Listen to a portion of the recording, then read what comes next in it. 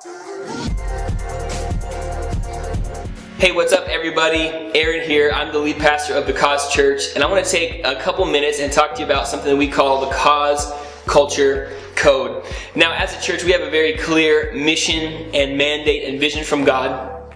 That's to see people who are far from God come into saving, healing, and transforming relationship with Jesus. The way that we like to say it is, we're in this until everyone hears.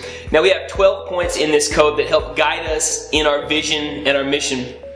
Number one is that Jesus is the focus. So what we mean by that is that we want to live for the one that died for us. And so you'll find that the centerpiece of our weekends together, of our conversations with each other, you'll find people from the Cause Church having coffee together, and we're going to be talking about Jesus. We want to preach the guts of the gospel, that Jesus died for us, got up from the grave, and so because of that, well, we can get up out of whatever we might be in. Now, number two in our cause code is that we never clock out. We always work with excellence because every moment is an opportunity to add value to someone or to something like God's church. So when we get saved, we don't clock in on the weekends, we don't clock in when we come to a connect group. When we get saved, we clock in for life. And so we just see every day and every moment as an opportunity to point to Jesus, to encourage someone, maybe to pray for someone. And when we live this way, we find that our life is full of divine appointments. Now, number three in our code is that we are comfortable with being uncomfortable. We just believe that we need to stretch our faith, that we need to continually enlarge our faith and grow in our bold belief. And because we've been comforted by Jesus, now we feel like, well, we need to get uncomfortable for Jesus. And so maybe for wherever you are, that means taking your next step. Maybe that means continuing to come to a connect group, build relationships, the types of relationships that maybe you haven't had in your life before, where you're actually accountable to people around you. Maybe getting uncomfortable means I'm going to pray some bold prayers. I'm going to ask for God to show up in my life in power. So we want to get uncomfortable. Now, number four is that we are a house of honor. And I pray that if you visited us on a weekend, you felt that right away, that you didn't feel like you were someone's project, but you knew right away that you were the object of God's love and devotion for you. And so we don't want people to feel like they're, a notch on someone's Bible.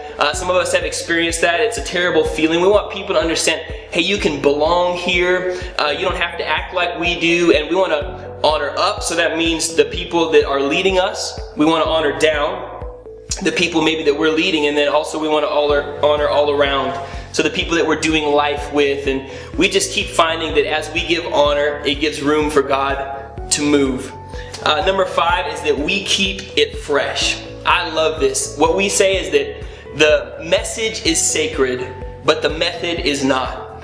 And so we want to always find more effective ways to declare the goodness of God. We want to keep it fresh. We don't want to get stuck in a religious routine or in a rut. We always want to make sure that we're being as effective as possible in the mission that God has given us. Number six is we stay in our lane. So we run with single-hearted focus. We want to do what we're called to do at the exclusion of that which would distract us from what we're called to do. So in the life of the Cause Church, you'll find that we don't do everything that maybe every other church is doing. We just do what we're called to do. And we're not saying every church should do it like us, but we are saying this is what God has given us to do. And so when we run in our lane with passion, well, we can have focused excellence. Number seven is that this is not a country club, it's a hospital. Jesus came for the sick, not for the well. And so we're building a hospital for the hurting, not a country club for Christians. And part of what this means is that we don't cater to who maybe we would be tempted to try and keep, but we cater to those that we're trying to reach.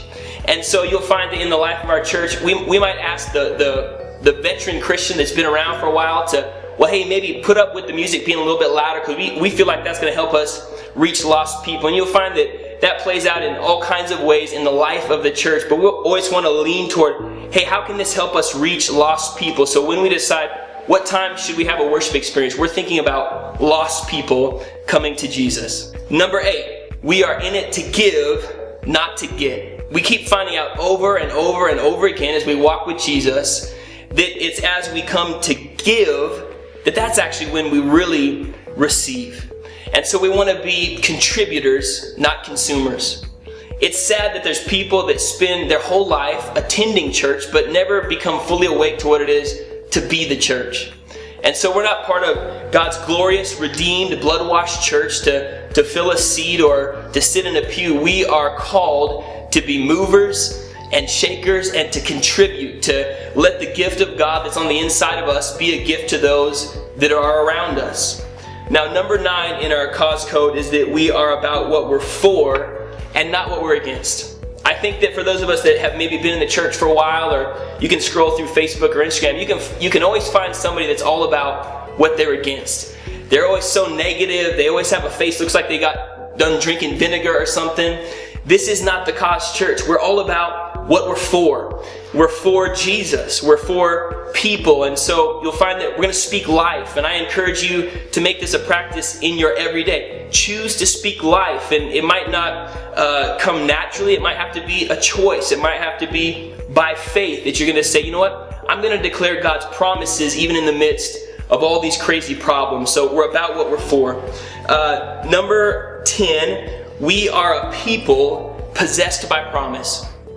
This is simply to say that we love the Bible. The Bible is the only book that you're ever going to read that at the same time it's going to read you. And some of you maybe have experienced this. We believe that the scriptures are alive because the author is alive in us. And so we are possessed by the promises of God, and we believe that the best is yet to come. Number 11, we don't take anything for granted. We practice thankfulness. We aren't entitled. We are empowered. We are entrusted. So we never want to say, well, God owes me something or the church owes me something. We just want to recognize that the God that didn't owe us anything gave us everything. So in response to that, we're going to live a life of gratitude and praise and worship. Now, number 12, we are in this together.